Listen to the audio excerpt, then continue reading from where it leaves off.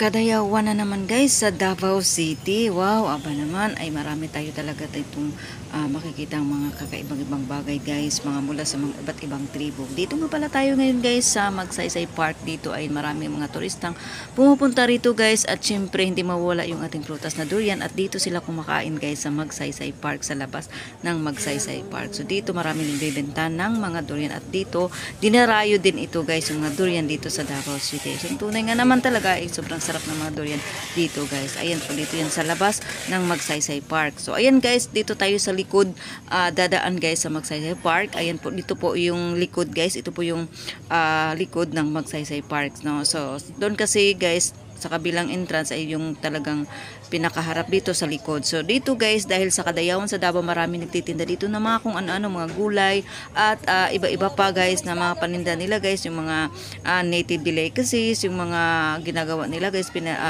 binebenta nila dito guys, no, sa araw ng sa Kadayawan ng Davao guys. So ayan po guys, maraming mga ano dito guys, pagkakadayawan kasi sa Magsaysay, maraming ganap dito guys. Nariyan naman yung mga ano guys, yung mga pasalubong center, at saka yung mga t-shirt na pwede kang magpa-print dyan kung anong gusto mo. Nagkakalag po siya ng 150 to 350 ang bawat isang t-shirt, depende sa laki po mga kaweng. So makapili po kayo kung anong mga design nyo dyan. Ayan, marami pong pagpipilian ko kung anong mga souvenir na gusto ninyo. And then dito marami ding mga boat yan guys, para kasi marami din kasing nagtitinda dito ng mga iba't ibang mga pagkain. Hindi ka magugutom dito guys kung magpapasyal kayo rito, kasi nga marami talaga itong mga panonoore, no? Gaya ng mga iba't ibang mga tribo na sumasayaw, yung mga cultural dance nila. So ito po, no? So dito po yung Coastal Road, makikita natin diyan. Napakalawak kasi yung Magsaysay Park dito sa Davao City guys. At ito ay iba't ibang pagkain ito. Ano ba yung tiramisu? Ano bang klaseng pagkain to guys? At yan po ay parang ice cream yata. Basta tiramisu yun. And then may juice dyan. Kung gusto mo, may mga pagkapagkain dyan. May mga, basta marami po guys. Kung ikaw talaga nagugutom po, papasyal-pasyal rito guys. Marami po. May tanggulo na dyan. At iba-ibang mga tinitinda guys na mga fresh na juice, ganun, mga shake, ganun. And then dito pa guys, baybayin pa natin sa unahan kasi pagkain muna natin, i-flex muna natin dito guys. Ayan po, no. So ayan, at napansin ko may mga guys, no, at huminto ng mga tao kasi guys.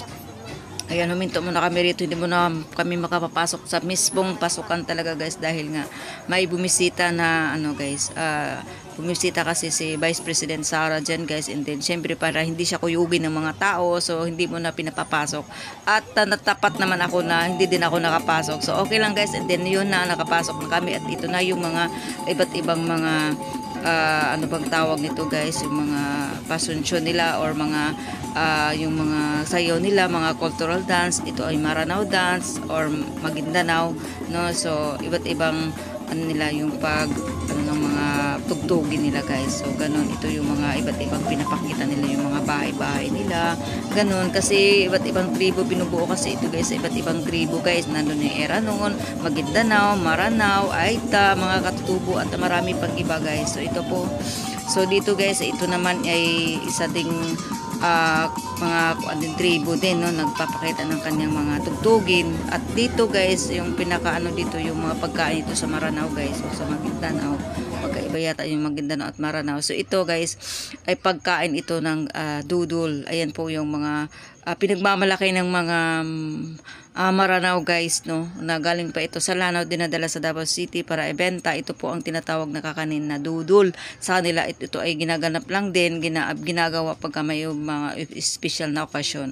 So ito po ay, ayan po guys, na binakabili ako, at sa kumain na din ako dahil medyo nagutom ako sa kapanonood ng mga iba't ibang nila dito ganap sa Magsaysay. So ito po ay gawa sa malagkit, binabalot po siya ng binabalot po siya ng balat ng abaka. So ayan po, ito naman ay Aita tribe, no. Ito ay nagpapakita din sa kanilang mga sayaw, no. Every sayaw nila guys may kahulugan yan, no. Ayan po, at ayan po ang mga nila, pinapakita nila yung mga cultural dance nila guys. Ito po ay Aita tribe. Ayan po, marami po itong mga tribe dito guys sa Magsaysay Park, iba't iba, no. So ito naman ay Bagubuklatan na yung bahay nila. So ito marami ding guys, marami ding mga iba't ibang mga souvenirs na gusto mo rito. Ayan po no. So yun lamang mai-share ko guys dito sa Kadayawan 2025 sa Davao City.